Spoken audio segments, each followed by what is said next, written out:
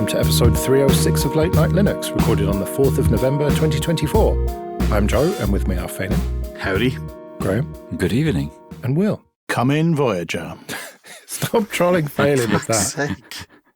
Let's get straight on with the news then. There's been a bit of a controversy around the Linux kernel, specifically with people being removed from the maintainers file.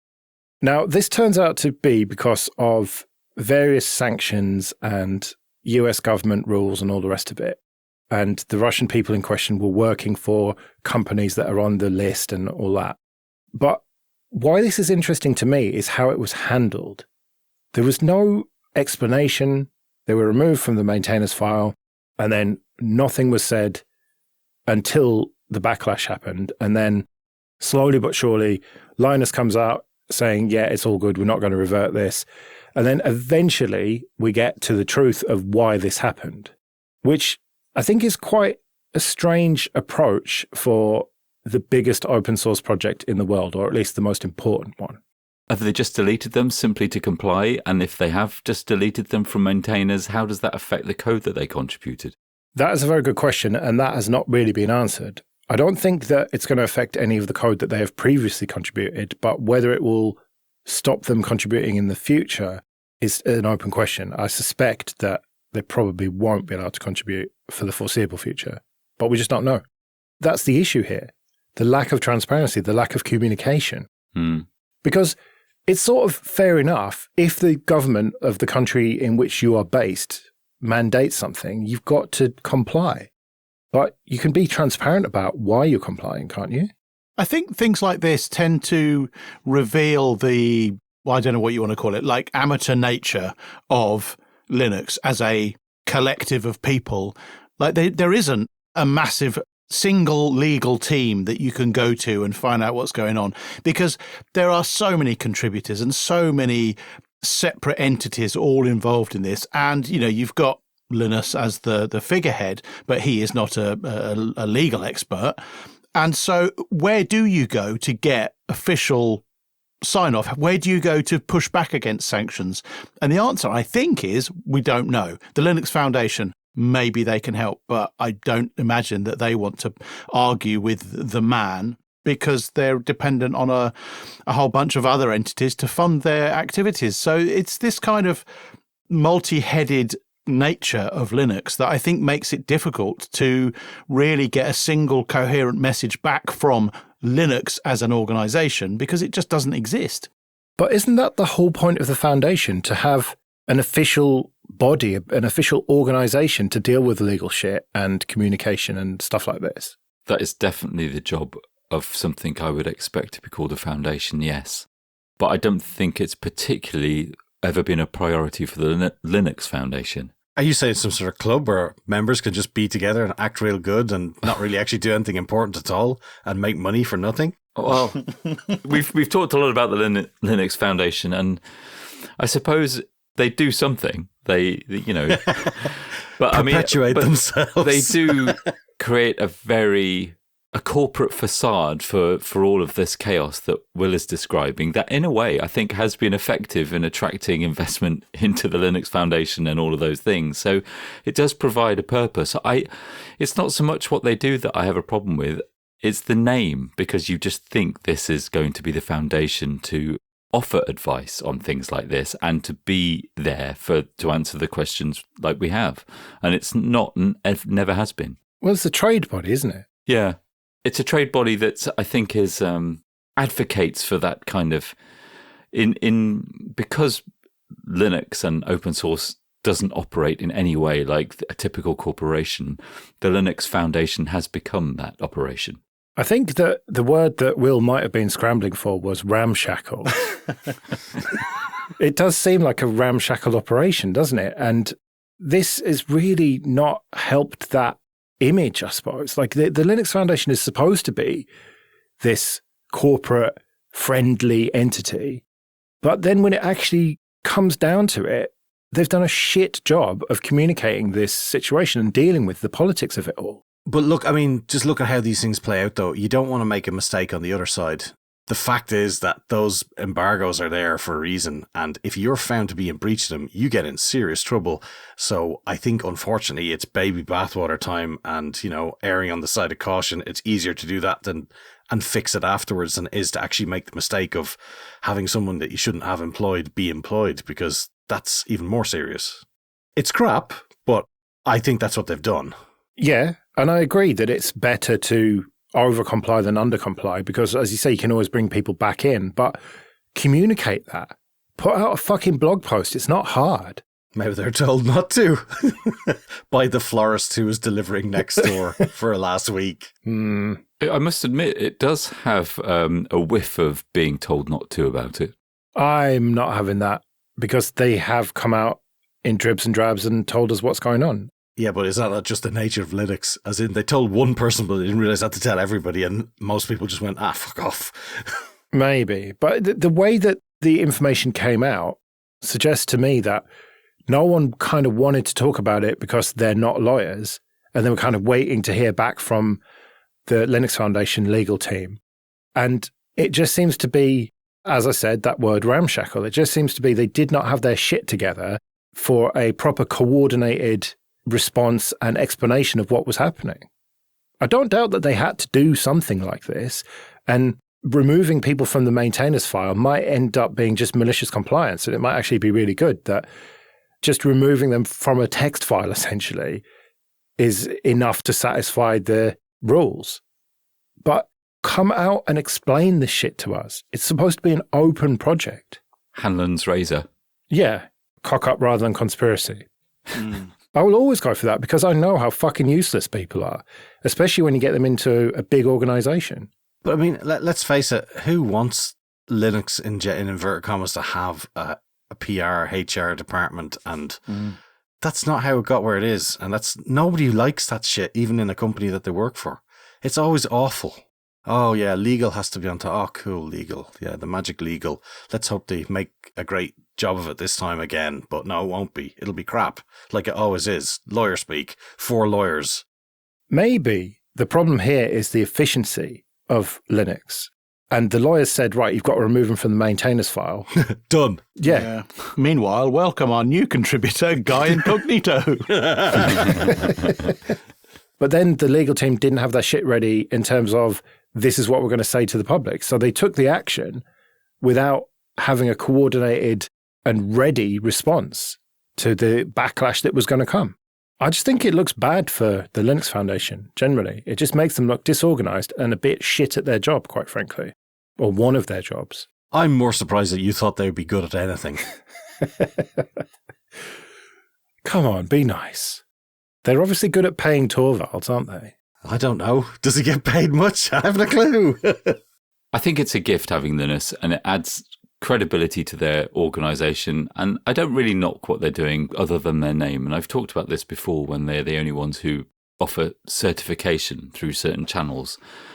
I think if it had a different name, I wouldn't be so bothered. But the fact that it's the Linux Foundation, and that's what people assume is the default foundation for looking after these aspects of Linux, is a bit misrepresentative. Okay, this episode is sponsored by Tailscale. Go to tailscale.com/LNL. Tailscale is the easiest way to connect devices and services to each other, wherever they are. Everyone these days has a VPN as a sponsor, but Tailscale isn't like those. This isn't about hiding your browsing habits from coffee shop owners, and it's not about watching Netflix in another country. Tailscale is a proper VPN for connecting your devices securely.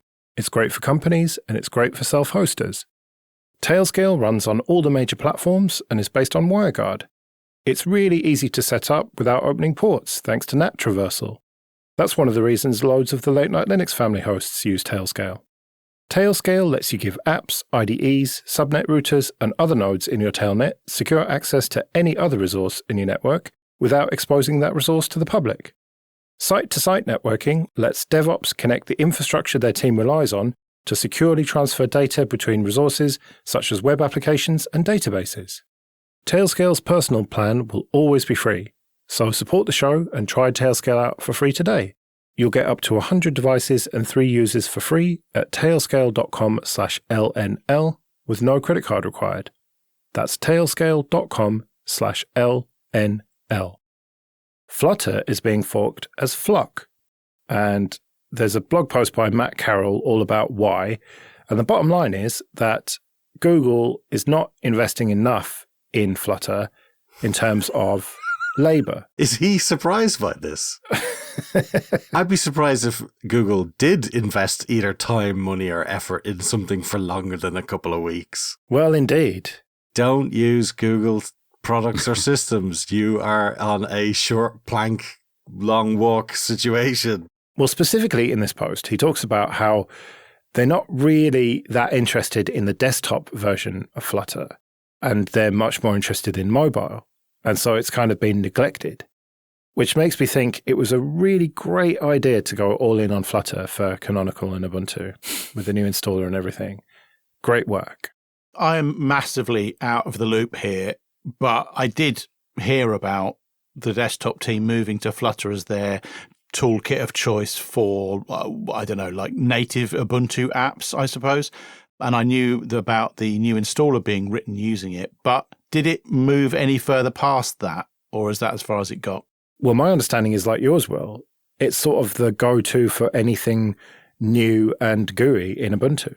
Yeah, I don't know officially, but I know of several applications that have been written in Flutter for just these reasons, yes. The Software Center, the new one, being a good example of that. Yeah, and the installer, as we mentioned. Yeah. Two key components of the Linux desktop. But also, I mean, that post is about how successful Flutter has been. They estimate there's been 1 million developers. I also think they should have called the fork Flucker, but, that's for somebody else. And would the core of it be like called Mother, maybe? Or I don't know. Yeah. But I have to agree, I was surprised. This is the first I heard, basically, in my little ecosystem, that Google was no longer totally behind it and supporting it in the way that it needs to be supported. Unprecedented. Yeah, I don't know what that means, because everything that I see from Flutter is quite interesting, except for the fact that it needs to survive 25 years. Well, Matt talks about how the Flutter team were just not very responsive to bugs. So say you're developing an application in Flutter and you come across a bug with Flutter itself, and then you file the bug, and then because there are so many bugs, it just doesn't get dealt with for like a year, by which point you've completely moved on and forgotten what the bug was even about. And so it just doesn't get dealt with. And I'm not 100% sure that a fork with even fewer people is going to fix that problem. I wonder if this is an effort to re-engage the Flutter community from Google to stand up and take ownership and start doing something again. So the kind of fork that is just a political move to light a fire under their ass, I suppose, yeah. Yeah. We've seen this a few times. There was that GIMP fork, which made a storm in a teacup and then went away and actually nothing at all happened, but it did raise awareness. Of the stupid fucking name, yeah. Yeah. Maybe this is a similar effort. I don't think it is. I think that is the actual likely outcome, that it will raise awareness and nothing much will come of it. But it is something that needs the awareness raising. So hopefully it's successful in that regard at least. Well, time will tell. Will Canonical and Ubuntu move to Flock rather than Flutter? I think that would be a big vote for the fork if they did. Or drop it altogether and go back to GTK. Oh, come on, calamaris. Fuck off. Right, Phelim, it's time for you to go and make a cup of tea, because we're going to talk about the Open Source Initiative announces the release of the industry's first open source AI definition. Cool. Now, I don't want to hear your naysaying on this. I want to try and have a proper discussion about it. I'm moving my mouth. Can you not hear on my non-naysaying? What we have here is the OSI trying to stay relevant. Yes, stay relevant, stay with the times. Desperately. I thought you were making a cup of tea, Phelim. Come on. Oh, yeah, sorry. Okay. Beer tea. Now, what they have is almost an impossible task, because although AI is software, it doesn't really have source code as such. There is some source code involved, but there's also training data, weights, and it's not really like traditional software. So it's very difficult to define what open source AI is. And so no wonder people are already arguing about this open source definition. Some people saying it's terrible that they're forcing you to reveal all your training data, while other people are saying that they should have made you open all your training data, which I found very confusing. But then if you actually read the wording of it, it says sufficiently detailed information about the data used to train the system that a skilled person can build a substantially equivalent system. And they say, in particular, this must include the complete description of all data used for training. Now, the description of the data used for training is not the data used for training, because the chances are that most of the people who have made an AI model don't still have the data used for training because it's too much to keep. I think that I'm a bit skeptical about this whole thing, is the bottom line. I don't think we should have had an OSI definition of open source AI until open source AI could write the open source initiative definition. Maybe it did. Which is why this makes no sense. Yeah. This has been a 2-year-long process where they have traveled around the world talking to experts and stakeholders. Dude, sorry, has somebody replaced the joke with AI? Will and failing, we've got to pull the trigger now. Do it. This is the time he warned us about. The canary sentence is activated. Stakeholders. Who even fucking are you, Joe? I'm assuming this said stakeholders. That's the kind of shit that these people say, isn't it? That's exactly what OpenAI Joe would say. The text of OSAID v1.0, as well as the partial list of the many global stakeholders who endorse the definition, can be found here. Yes, I didn't just make that up. Beep, boop. Bleep, bloop, yes. So we're just ridiculing this then. Okay.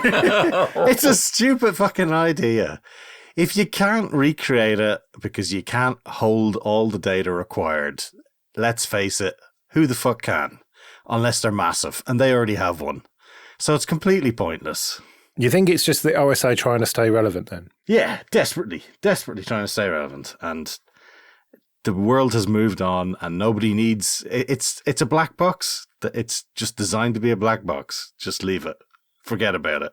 I think maybe what you're getting at is that they need to be firmer, that rather than just recognizing that they need some kind of open source AI definition, that they actually go further than that and say the data needs to be available and it needs to be accessible and it needs to be reproducible, and no one's willing to do that. And I think that's a bit of a failure. That's the exact goal it should be. Like right now, they should say nobody can meet this definition. Yeah. Done. Yeah. And if people want to reach that definition, then reach that definition, but then take the fucking open away from them if they don't. Because they aren't. Oh, sorry, I was making tea. Yeah, Irish tea. That's racism. It doesn't matter if it's true, it's fucking racist. An awful lot of FOSS should thank the Academy, writes Liam for the Register. So Liam went to the Ubuntu Summit, and there were various sessions from the Academy Software Foundation, which is kind of part of the same organization that does the Oscars and everything. And it turns out that loads of visual effects software runs on Linux. It seems like it's a massive part of the Hollywood movie industry. And so I'm bringing this up as a great positive, a great win for open source. It's not just Blender, it's loads of other stuff as well is open source. Yeah, though, I mean, I know often people don't get to write their own headlines, and I'm assuming that Liam didn't write this one because surely it's the other way around. They didn't use open source because it was trying to thank us for doing anything, or, I guess we'll use Linux this time. It was obviously doing the job for them, and yeah, I don't know, that rubbed me the wrong way. Fair enough. Yeah, but they are contributing to these projects that are all open source. They're a bit niche now, in all fairness, aren't they? Like, they are kind of like projects that help themselves quite a lot and not pretty much anyone else. Is that not the whole point of FOSS, scratching your own itch? Absolutely, and that's fine, but I don't think we have to thank them for processing large film arrays of, stuff I've got on celluloid. Hasn't really cropped up yet for me, but I mean, maybe it will. Maybe, and then I will thank them. Bear in mind, this is an industry who have made quite a substantial investment in patting themselves on the back on a regular basis. Do they like give themselves gold statues every year or something? So I think I saw this talk by David Morin, the executive director of the Academy Software Foundation that Liam is talking about. And I suppose he edited it for the audience. But the message very much was that they recognized that individual companies within the Academy would choose to try and dominate in a kind of VHS Betamax war, to reveal my age, and that the majority of them saw the benefits of actually working together within an open source kind of remit and convincing other people to do so for the betterment of the industry. And that was very much his message. And the examples that he gave in terms of the demo reels kind of supported that. Now, I know it's a narrow slice and it's a niche anyway, but that was the message that they were presenting at the summit. And that is genuinely good. I remember that horrific phrase from the mid-2000s of co-opetition, which was just so wrong. It's unreal, but... Oh no, quick! Fire the buzzers, everyone! I think that was a Novell Seussism, that, but yeah, it is fairly horrific, but it does kind of make sense. It's like, you know, at least they are getting to reuse the same code with each other, which is nice. But it does really mean that projects like Blender are able to incorporate these shaders and the rendering frameworks and can create absolutely phenomenal results that anyone can use. It's unbelievable, even if that's a side effect of it. Yeah. The last paragraph in the article talks about there being very little razzle-dazzle in the Linux world. And I think that's a really good point, that we are quite often wrapped up in the minutiae of processing jobs on servers in the cloud that don't really exist. I think this is a really good way of demonstrating the value of open source to people who are not deeply involved in the IT industry, and to say, this is what open source software is all about, all this cool stuff. I think it's a really good way to get the message out there. Okay, this episode is sponsored by OnePassword. Imagine your company's security like the quad of a college campus. There are nice brick paths between the buildings. Those are company-owned devices, IT-approved apps, and managed employee identities. And then there are the paths people actually use, the shortcuts worn through the grass that are the actual straightest line from point A to B. Those are unmanaged devices, shadow IT apps, and non-employee identities like contractors. Most security tools only work on those happy brick paths, but a lot of security problems take place on the shortcuts. OnePassword Extended Access Management is the first security solution that brings all these unmanaged devices, apps, and identities under your control. It ensures that every user credential is strong and protected, every device is known and healthy, and every app is visible. OnePassword Extended Access Management solves the problems traditional IAM and MDM can't touch. It's security for the way we work today, and it's now generally available to companies with Okta and Microsoft Entra, and in beta for Google Workspace customers. So support the show and check it out at onepassword.com/late-night-linux. That's onepassword.com/late-night-linux. On to a bit of admin then. First of all, thank you everyone who supports us with PayPal and Patreon. We really do appreciate that. If you want to join those people, you can go to latenightlinux.com/support. And remember that for various amounts on Patreon, you can get an advert-free RSS feed of either just this show or all the shows in the Late Night Linux family. And you even get some episodes early. And if you want to get in contact, you can email show@latenightlinux.com. Help us make voice better in under a minute, asks Home Assistant. So you go to this website and you record yourself saying, "Okay, Naboo," and they ask you to walk around the room and say it from, various distances and everything to help them train this voice assistant thing that they've got going on. It seems like a really easy way to help out an open source project to me. Yeah, it's nice. I think a lot of Home Assistant users are not as tech savvy as I initially expected they would be. When you poke around the forums, there is a lot of what I will call basic questions being asked and being answered, of course. But it did make me understand that there are a significant number of users of Home Assistant who are not, as you might expect, software developers. And so they are pretty much excluded from being able to contribute to an open source software project. And this is a really nice way to allow literally anyone with a voice and a web browser to contribute.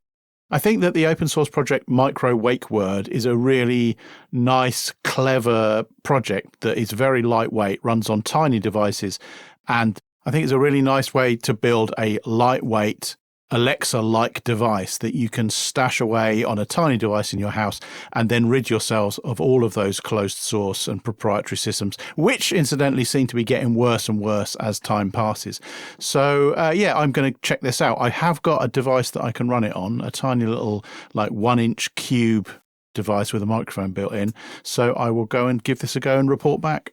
I just want it to work locally. I just want no external servers that are not in my control to be involved. And why did I have to name it after the planet where fucking Jar Jar Binks comes from? I mean, apparently he's also the Babylonian patron god of literacy, but yeah, it's Jar Jar Binks is all I can think of when I think of that now. I just think of the Mighty Boosh. Yeah, that's what I think of. The guy that works at the zoo. Well, yeah, and the boutique in the 3rd series, I think. Oh, yeah, he is. Anyway, that's exactly what Micro Wake Word is, Joe. It is a purely local voice detection system that will wake up and pass the data through to Home Assistant, so you can achieve your dreams. Well, I'm glad I contributed my voice to it then. But I couldn't be asked to get up, so I just kind of threw my voice around the room with my hands. But that's great. That's what they need. Yeah, and you don't need a good quality mic. The whole point is to do it on phones and laptop mics and, have background noise and everything. They need that. It's all well and good to be in the studio. Okay, Naboo. That doesn't help anyone, does it? You need it to be shit quality so that they can train the various algorithms on that. Are you saying I can have my clock in the room while I make that training? Yes, you are allowed to have your clock in the room, unlike with this show. Right, well, as we're in the positive segment of the show, let's talk about Thunderbird for Android. It's finally come out, and you have been forced to use it, failing by the sounds of things. Yeah, it popped up in my updates actually this morning, fully enough. So very confusingly, though, the app is still called K9, but not in the App Store, F-Droid that is. And it is, if I open the app drawer, I still see K9, but it's Thunderbird by the name in F-Droid itself. So it's kind of there, but not there. It's, I think, version 8 beta 5 that popped up this morning. And then from 4 to 5, it seems to have partially changed name. The only thing I can see the difference is the icon in the taskbar, or whatever you call that in Android. It seems to have changed slightly, but not much. I've not spotted anything else overly different. Now, I was very confused by this because yesterday I went looking for Thunderbird and I went looking for K9 and I could find both of them and I got both of them installed and they were both relatively similar. There was a couple of little differences here and there, but otherwise they just seemed the same. So I didn't really understand why K9 still exists when Thunderbird is supposed to have replaced it. And I thought you were going to say to me that you got an update for K9 and it was just completely rebranded and then that's it, you're using Thunderbird now. But it sounds like not quite. Not quite. Maybe beta 6 will change that. I don't know. But the icon is the same as the K9 one. It doesn't have the Thunderbird logo at all. Now, I don't know. Has something gone wrong in the packaging and maybe it's only a partial update by mistake? I don't know. But certainly not on my phone, it isn't. It's the same for me. I use K9 too. Okay. And it's still K9 Mail. Right. And the functionality hasn't really changed much then? No, it hasn't. It's the same. Have you noticed any, the icons in the inbox are maybe a bit more polished looking? Maybe. I think we're missing something. Oh, okay. Sorry, I've actually spotted a difference finally. So I've multiple accounts on mine. And the hamburger menu up the top left, when you go to, say, inbox, it defaults to one of the inboxes. Yeah. I get a totally different list now. That is actually way better because they've got more space for accounts down the left bar. There's a new left bar and it's a vertical folder choice. Oh, look at this. Live testing as we go. I didn't notice that the entire day. I was skeptical about this, and I still am, to be honest, but I think the Thunderbird project and the way that they're getting community contributions to keep it going, and for whatever reason they think this is a priority, I kind of support them, at least in a community sense, because they're showing a way of making open source and community contributions work. It sounds a bit naive, but I like it. Well, the way I see it is they basically said to the K9 fella, we'll pay your salary, keep working on it, but we're going to call it Thunderbird. How about it? And he said, yeah, all right. Yeah. And that seems fair enough to me. Yeah. And ultimately, it may make more people use it because most people haven't heard of K9, but most people have heard of Thunderbird, even if they haven't used it much. And I really want them to succeed at this community-funded open source project model, especially considering the Mozilla relationship and proving how it can work. You know, you may not be able to have such lofty goals in all of their whatever shit Mozilla's doing, but, you know, focus maybe on your core competency. Competency? Jesus fucking Christ. Mispronouncing competency is actually the best description of Mozilla's competency, to be quite honest. Yeah. Who knows? Maybe it will happen. Right, well, we better get out of here then. We'll be back next week when we'll have some discoveries and stuff. Who knows what it will be exactly. But until then, I've been Joe. I've been Phelan. I've been Graham. And I've been Will. See you later.